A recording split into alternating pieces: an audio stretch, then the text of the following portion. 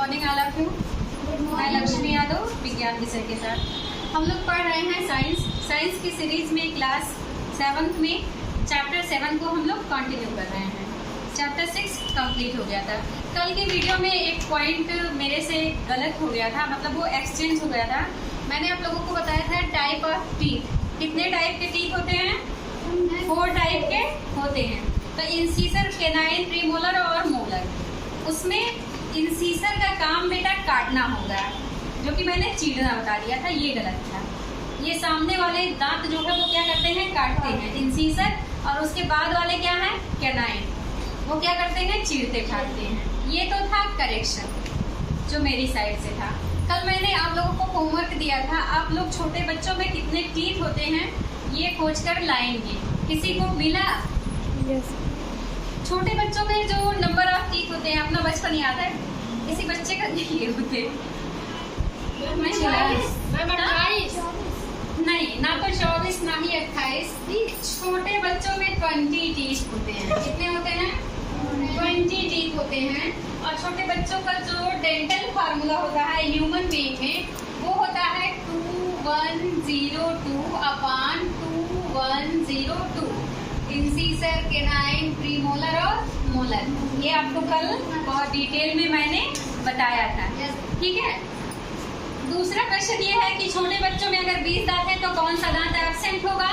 तो पीएम यानी प्रीमोलर दांत जो है वो छोटे बच्चों में अनुपस्थित होता है। ये जब 12 ईयर से ज्यादा के बच्चे हो जाते हैं, या कहिए जब एक बार दांत टूट के निकलता है तब ये आते हैं, और इसी को अक्ल के दांत या जो भी कहा जाए सब कहा जाता है। ठीक है। इनकी संख्या कितनी थी? 6 ऊपर 6 नीचे, वही 12 दांत छोटे बच्चों में कम होते हैं। 32 से 12 घटा दिया, कितने बचे? 20। Is it clear? अभी आज की क्लास में हम लोग समझेंगे जंतुओं में पोषण, जो चैप्टर है उसी के अंतर्गत मनुष्य में जो पोषण है, पाचन है, वो कैसे होता है। तो ये मुख्य रूप से 5 स्टेप में होता है। कितने स्टेप में? 5। फर्स्ट है अंतर्ग्रहण। अंतर्ग्रहण का मतलब हुआ इजेशन, भोजन को अपनी बकल कैविटी के अंदर ले जाना। ये मुख के अंदर की जो कैविटी है, मुख हुआ, यही क्या है? इंग्लिश में इसी को बकल कैविटी कहा जाता है। जब इसके अंदर जाता है, हमारे दांत अपना काटते हैं, चीरते हैं, फाड़ते हैं, पीसते हैं। और इसके अलावा जो हमारी जीभ है, यहाँ से लार, मुख में लार निकलता है ना, लार में टाइलिन एंजाइम होता है। कौन सा enzyme? Ptyalin enzyme. Ptyalin enzyme जो होता है, जो हम लोग खाते हैं प्लांट प्रोडक्ट, उसमें कार्बोहाइड्रेट किस रूप में स्टोर होता है? स्टार्च के रूप में। किस रूप में स्टोर होता है? स्टार्च के रूप में। रोटी में क्या है? स्टार्च है। ठीक है। तो उस स्टार्च को उसके सिंपल फॉर्म माल्टोज में तोड़ते हैं। इसीलिए जब रोटी थोड़ा चबा लो अच्छे से तो वो मीठा महसूस होता है। ठीक है, क्योंकि वो अपने सिंपल फॉर्म में कन्वर्ट हो रहा होता है। इसके बाद जब मिल जाते हैं मुख में, सलाइवा से भोजन मिलेगा तो लुगदी बन जाता है। अब वो लुगदी क्या हुआ? यहाँ मुख से, यहाँ मुख गुहा में सैलिवरी ग्लैंड है। ठीक है। ये ऊपर वाली नाक वाली है, ये नासा गुहा, जिधर से हम लोग क्या करते हैं? सांस लेते हैं। ठीक है। तो मुख गुहा से भोजन क्या होगा? ये पूरा अभी हम लोग पाचन का स्टेप समझ रहे हैं। सॉरी, एक बार स्टेप को हम लोग नाम से जान लें। पहला अंतर्ग्रहण है, दूसरा पाचन है, तीसरा अवशोषण है, चौथा श्वांगीकरण है, और पांचवा बहिक्षेपण। इंजेशन, डाइजेशन, ठीक है, एब्जॉर्प्शन, एसिमिलेशन एंड एक्सक्रीशन। ठीक है। इंजेशन मतलब भोजन अंदर लिया, डाइजेशन के स्टेप को हम लोग समझ रहे हैं। ठीक है। अब भोजन यहाँ मुंह में चबा लिया, लुगदी बन गई, लार से मिल गया, वो थोड़ा क्या हुआ?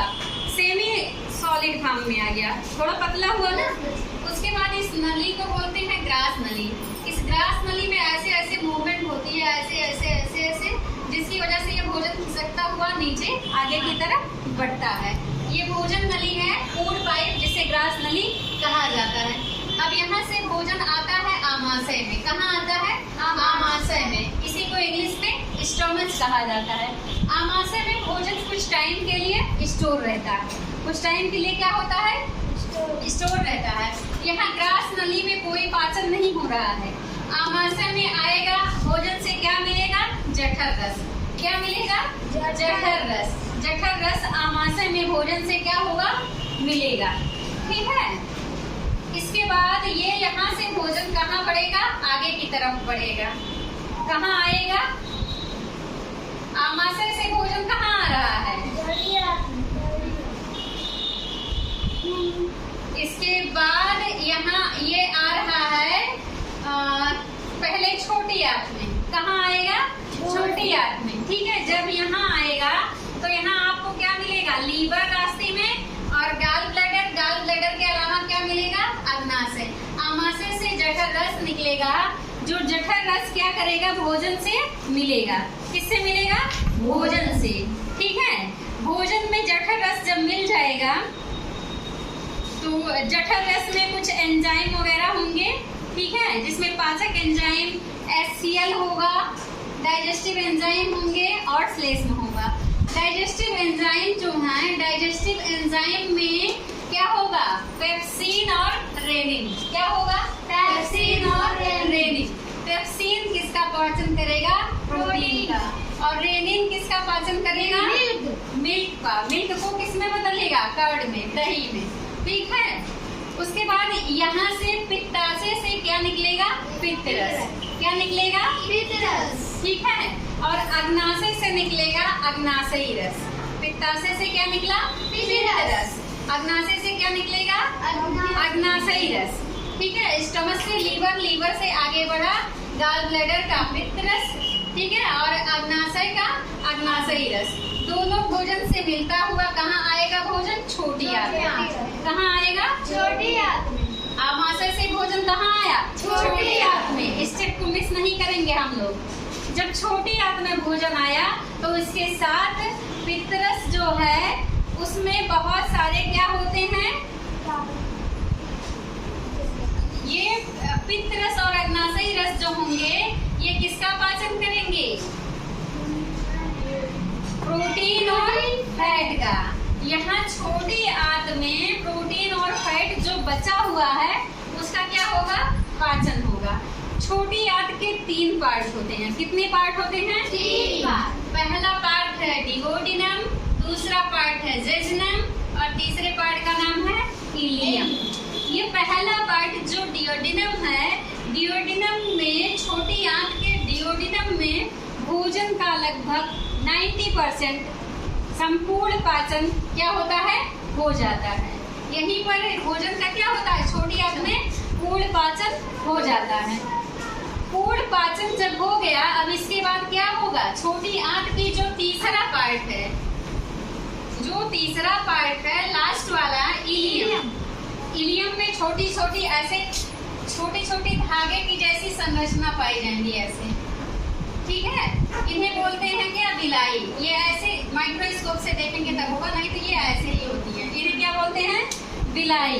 धागे की तरह संरचना होती है। ये क्या करती है, भोजन जो पच गया, पचा हुआ भोजन किस रूप में बदल गया, लिक्विड के रूप में। लिक्विड में जब पचेगा सेमी सॉलिड से किस में बदल जाएगा, लिक्विड में।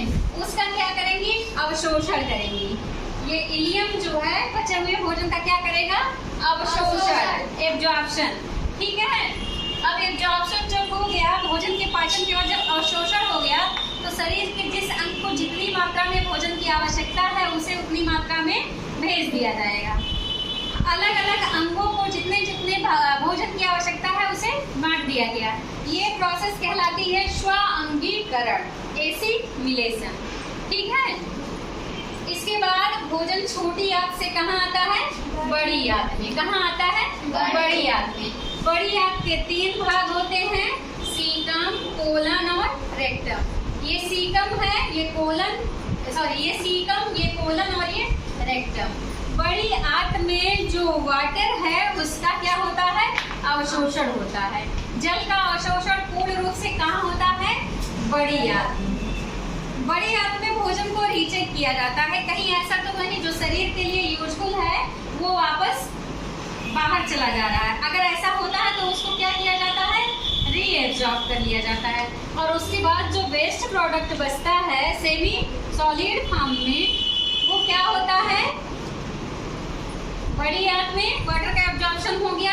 ये लास्ट में आएगा सीकम, कोलन, रेक्टम। रेक्टम के लास्ट में क्या है, गूदा। इस गूदे के रास्ते से क्या होता है, शरीर से बाहर निकाल दिया जाता है। ठीक है, इसी को कहते हैं इजेशन, वही क्षेपण। पांचों प्रोसेस स्टेप आपको समझ में आया। अंतर्ग्रहण में भोजन अंदर लिया, पाचन में आपके मुख से शुरू हो करके वो कहाँ आके खत्म हो रहा है, छोटी आंत में। इतना समझ में आया। पाचन के बाद अगली प्रोसेस है अवशोषण। जब भोजन पच गया तो वो लिक्विड के फेस में आ गया, लिक्विड के रूप में है, तो उसे बिलाई क्या करेंगी, छोटी आंत का अंतिम हिस्सा क्या है, बड़ी इलियम। इलियम छोटी आंत के 3 भाग है, जिसमें caecum colon sorry duodenum jejunum ileum. Ileum में बिलाई है जो उसका क्या कर रही है, अवशोषण। अवशोषण हो जाने के बाद जिससे जितनी आवश्यकता है उसे बांट दे रही हैं। ये क्या हुआ, स्वांगीकरण, शरीर के अलग अलग अंगों तक पचे हुए भोजन का पहुंचना। इसके बाद जो वेस्ट प्रोडक्ट है उसे बड़ी आंत का अंतिम हिस्सा जो है रेक्टम, इसके अंत में पाया जाएगा एक पोर, छिद्र, जिसे बोलेंगे गूदा। गूदा के रास्ते से बाहर निकाल दिया जाता है। ठीक है, ये था मनुष्य में भोजन का पाचन। 5 स्टेप थे, पांचों स्टेप में थोड़ा कठिन है, लेकिन आप लोग 2-3 बार देखेंगे तो ये समझ में आएगा आपको। Any doubt to anyone? No. Any problem? No. चलिए आगे दिन अब हम लोग अगले जो टॉपिक बचे हुए हैं, शायद कैटल्स में दिया गया है, गाय और बकरी भैंस, इनमें भोजन का पाचन कैसे होता है, तो उसके बारे में हम लोग समझेंगे। ठीक है, थैंक यू।